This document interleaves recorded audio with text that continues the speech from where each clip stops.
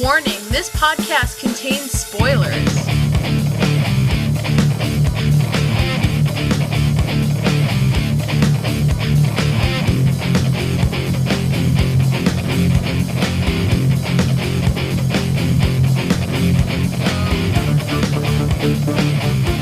Hello everyone, and welcome to the As Seen on TV podcast for Arrow, Season 3, Episode 11, Midnight City. I'm your host, Clio, and welcome to the One Woman Podcast. This episode was a lot better than I had feared. I was fearful for this episode because of how I heard the writers talk about Laurel's entrance as the Black Canary. I didn't think they were going to respect her as a character, but they really did. And she's rough. She's very rough around the edges, the way she fights. I mean, she gets hit a lot more. No, I think it's 50-50. She gets hit as much as she hits back. But that doesn't stop her, and I knew that's... I mean, we've seen that from Laurel this season, where she's just... people knock her down, either, verbally, metaphorically, whatever. She just keeps getting back up. She keeps fighting. So, it's very good to see that from her, this episode. Very good. But I'm going to start with Olie. So, I guess Olie didn't die. I was under the impression that he had died, and Tetsu somehow magic shamaned him back to life or something. But no, Tetsu actually says, I don't believe you survived, long enough to get to me so that I could heal you. But she did pull off some crazy shaman shit. She just, he's alive, he's recovering. Yeah, I'm not sure how, there's gotta be something, and maybe I'm wrong, maybe she just did do some shaman shit. But I feel like there's something that we don't know about Tetsu right now, that where did she get this ability to heal people, because that wasn't really addressed in the flashbacks. So maybe we'll see that moving forward. But yeah, Masao is just super withdrawn, stayed as far away from Tetsu as he possibly could get. But he ultimately betrays the Brotherhood in order to save both Tetsu and Olie. Man, we are still unsure of what drove Tetsu and Masao apart. There's a gap between, now and the past that we're being shown. Because at the end of this episode, in the flashback portions, Tetsu comes back home and to Masao and their son, and it seems okay, and Tetsu is like, no, and Masao is like, I will do literally anything for my wife and my son. I will sell out the entire world. So this is making me think that either something's going to happen to the son, maybe, I've said this before, I don't think that this is the kind of show to kill off a child. I don't think so. But who knows? Green Arrow has always been this darker horse of the DC universe, sometimes even darker than Batman. So maybe they could take it to a place like that, but I'm not sure. I'm thinking maybe Ra's al Ghul has some hold over the child that's making Masao loyal to the Brotherhood, but not completely loyal, because obviously he betrayed them in this episode. He killed 3 of their agents.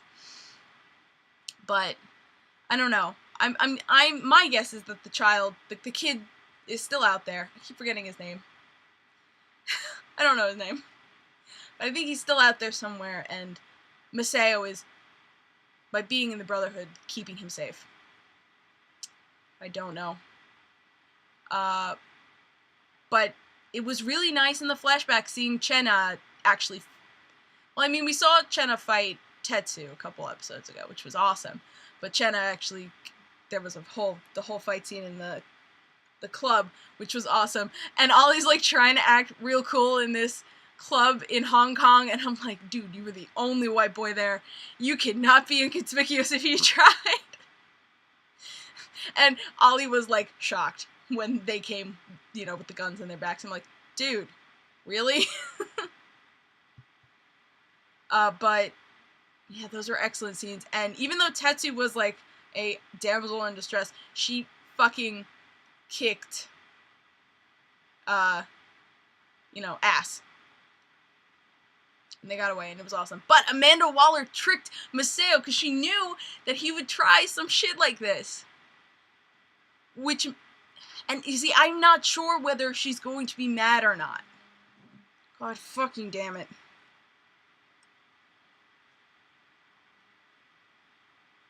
So I don't know whether Amanda Waller will be mad or not.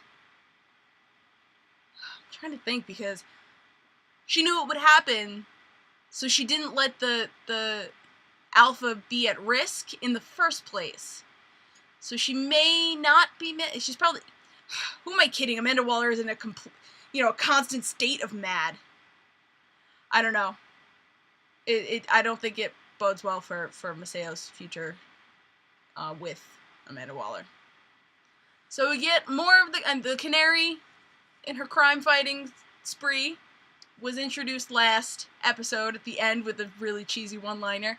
But she immediately wiped the floor with those two dudes. This one, she has a problem fighting one guy. I'm like, she did sort of blindside them. She kind of blindsided them last episode, so this episode was more of like a boop boop fair fight. So maybe that's what it was. But yeah, this guy, she was taking punches from him, which I think in the end she could have beat him up, pulled out of it. But God, we have a Roy and a Ray on the show now, and it's driving me insane. So Roy shows up and helps her out and gets mad at her. And I guess she expected it from Roy. But then when they get back to the lair, Diggle's upset with her too. And she's like, Diggle, I would have expected you to understand out of anybody. You. And I think Diggle just looks at her and sees someone untrained, someone green, someone who could get themselves killed. And in the wake of 2 deaths, I think that's what's making Diggle not want her to fight. Now this is the thing.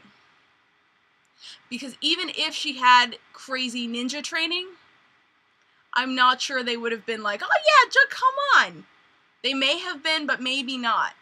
Maybe it's just the environment that they're in now is causing them to not want to put anyone else at risk. But it's true, she is green. She's new. But shouldn't shut her out, because then she's going to get herself killed on her own instead of being on a team where there's more chance of survival. I just think Diggle was way too no, sit this one out. Herp. And Canary was like, nah, son. I know what's up. I'm going in the field. Plus, you don't have a mask. Someone should get Diggle a mask. I mean, please, can Diggle have a mask? He doesn't need a costume, he just needs a mask. What color would it be? Purple. Yes, he needs a purple mask. It's perfect.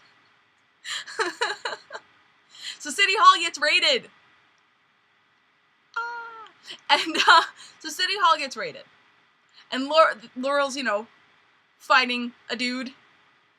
And he beats her down, and she's down, and she rips her heel. She rips the heel off of her shoe and beats him with it. I was just like, yes! It was the best, improvised weapon ever. I loved it. It was great. It was really funny, too. She interrogates him later, and she's like, I won't beat you with my heel again, but I could. It's really funny. Laurel can really take the hits as well as she can deal them out. She lacks the finesse and the fucking parkour that Roy has. But Laurel sees the alderman get killed. I guess an alderman is like a councilman or something. I don't remember hearing that word much in my life, but anyway. The dude gets killed, and Laurel blames herself, and this is an all-time low in morale. And Laurel's blaming herself, and Diggle finally says something, with some sense. He's like, it's not your fault, there's nothing you could have done. I mean, Diggle fought Brick. and Brick. If Diggle continued that fight with Brick probably would have broken his arm or something even worse. But yeah, it was the way that Team Arrow fights. I mean, besides Olie, obviously Olie Ollie's the exception. But Roy, I think this is the case. It's very defensive and ninja-like. So I think Laurel is lacking that, and no one can match Brick's power. So lacking the dodge element really put her at a disadvantage, and she just got knocked down like immediately. I don't think Roy would have lasted much longer than she did, but yeah, that sucked. She took it very seriously. She was like, I don't think I could do with this anymore. Somebody died. And who comes to the morale rescue but Felicity, who has been the mopey, Nancy the last couple of episodes, and she really just is like, no, we have to do things to save the people that we can, because they do good work even without Olie. Yeah, she pulls everyone together. She gets Lance on board, and they trick him again. They fucking trick him in thinking that Sarah's still alive with the voice filter. And I'm like, okay, those scenes were nice. They were emotional, and it was touching. But when they were, and I was very into it, I was like, oh. But when they were over, I was like, this was a bad idea from the start. Now it's an even worse idea. Good job, guys. Fucking suck. They fucking suck at stuff. Because he's gonna have to find out eventually. She cannot keep faking it. It's going to be, the more they lie, the harder it's going to be for him once he finds out that Sarah is actually dead. And I think it's gonna mean a lot of relapse. Because he was an alcoholic, he had a lot of problems. And what's keeping him together are his two daughters. And Laurel is right. It will break his heart. But what will break his heart more is to find out that all of this time, his other daughter has been lying to him. So then that's two things, and he will feel like he has lost both of his daughters. So that's not going to be good when we come to that point, which we have to. Lies don't last in these shows. They do not. Everything comes to light eventually, and it's just a matter of time. Whether it's the end of this season, the beginning of next season, it's going to happen. And it's gonna suck. Brick, actually, I was excited for him. Talked about him, how I felt about him last week, but now he was literally the least interesting thing about this episode. I'm very disappointed because Vinnie Jones is like one of my favorite dudes. And to give him this, I don't want to say it's a weak part, but maybe it's just because we don't know exactly what he wants. He's being very melodrama villainy about his about what he wants and his goals and stuff. So maybe that's what it is, and maybe we'll find out later and he'll be a better character, but right now he's really boring. He's just beating the shit out of things, which is cool, but as a character it's just sort of like bleh. I don't know, I'm hoping for better things down the line. At the very end of this episode, we find out that Chase, the fucking stupid DJ guy, is actually part of the League of Assassins and is spying for Maseo on Fia, who is sort of just spilling her guts about her dad. Or at least, or either that or Chase is making the connections. Anyway, I knew he was a fucking rat. I didn't like him from the beginning. Something weird about him. So yeah. It's taking a lot longer than I thought for Thea to get roped in to the superhero crime fighting shit. And that might not even happen this season because she might deal with the League on her ass and then just find out that Olie is the Arrow. Because, I mean, if he comes back, then she'll never know that he was dead. I don't know. I think there's some good things in the future for Thea, but it's taking longer than I expected for it to ramp up. Yeah. Last thing that I want to talk about is the Atom suit. Felicity finally gives Ray the last piece to power the nanites, and she's like, yeah, I'll help you so you don't get your ass killed, because I have some experience with this. And Olie is coming back next episode, which is a lot sooner than I thought. I expected Olie to be out for a long time, in the middle of nowhere. But he's coming back next episode. And I think that the Atom and the Arrow are gonna meet. As soon as the suit is done, as soon as Ray is out there on the streets doing his superhero thing, Arrow's gonna know about it. And Felicity's not gonna be able to keep them apart. It's especially a guy in a suit running around fighting crime is gonna be obvious. Be like, oh, what's that? And Ollie's gonna be like, Felicity, is there anything you want to tell me? But needless to say, I'm very excited for the Atom to make his debut.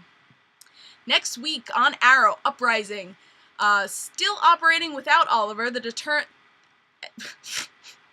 and determined to stop Brick, Team Arrow is forced to weigh Malcolm's offer to help shut Brick down, as Malcolm has a personal vendetta to settle with the antagonist. Really? What? Is Brick X-League? I would love that, actually. I would kind of love that. Oh no, what if Brick's the one who killed... Oh, what if Brick's the one who killed Tommy's mom?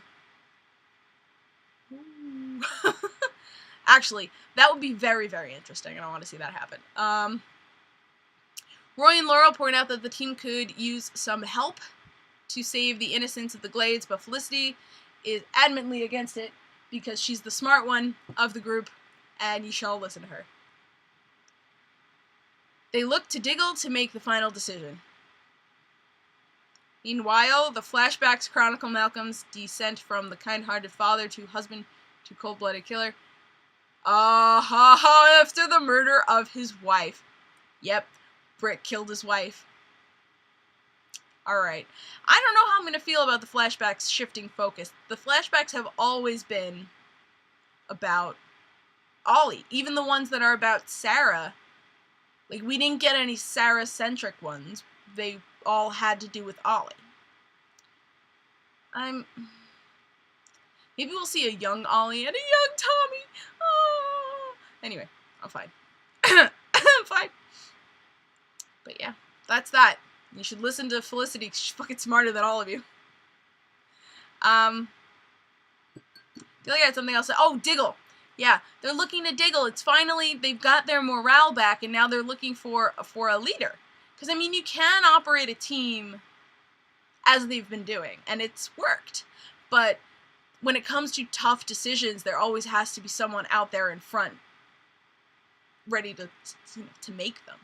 And I think since they can't decide, they're looking to Diggle. Diggle's been around the longest. Diggle has been with Olie from day one. Whether he didn't know what he was, he didn't know what Olie was doing from day one, but he was the first that Olie took in to Team Arrow. He was the first member of Team Arrow, and I think Diggle's a good choice to look to for leader. So yeah, that's all I got for today. Oh, and I wanted to thank Brocode Boss and Archon for commenting on the video. I do agree with Brocode Boss. Without having the Lazarus Pit, the validity of Ollie's recovery is up in the air. And Archon, I'm very glad that Emo Team Arrow is sort of petering out, and they're gonna get back to business as usual. So thank you guys so much for commenting. Comment some more. Let me know what you think. Give me a like and subscribe to ASO TV Podcast for more of your favorite podcasts. You can find me at Clio. This outro is gone to shit. You can find me at Clio all over the internet. You can find us at ASU TV Podcast on Facebook, Twitter, YouTube, Google+, Gmail, MySpace. You know, we're here on YouTube. Follow us for more podcasts from some of your favorite TV shows. I'm Clio. Thank you guys so much for watching, and I'll see you next week. Bye.